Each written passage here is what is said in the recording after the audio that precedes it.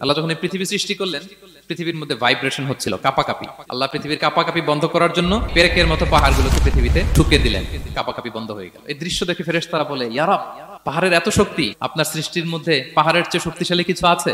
আল্লাহ বললেন আছে। সেটা কি? আল্লাহ বললেন সেটা লোহা, কারণ লোহা দিয়ে পাহাড় কাটা যায়, ঠিক কিনা? লোহার কথা শুনে ফেরেশতারা অবাক। ফেরেশতারা প্রশ্ন, তাহলে আপনার সৃষ্টির মধ্যে লোহার চেয়ে শক্তিশালী কিছু আছে? আল্লাহ বললেন আছে। কি সেটা? আন্নার, আগুন। কারণ আগুন লোহাকে কি করে? গলিয়ে ফেলে। ফেরেশতারা শুধু অবাকই হচ্ছে। ফেরেশতারা বলে, আগুনের চেয়ে শক্তিশালী কিছু আছে? আল্লাহ বলে আছে, আলমা, পানি। কারণ আগুনে দাউ দাউ করে জ্বলে ওঠা আগুনের মধ্যে পানি দিলে আগুন অস্তিত্ব হারায়।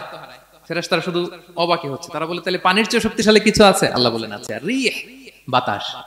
কারণ বাতাস পানিকে একদিক থেকে আরেক দিকে নিয়ে যায়। জলের মধ্যে বায়ুর উচ্ছ্বাস লাগলে জলোচ্ছ্বাস তৈরি হয়, ঠিক কিনা?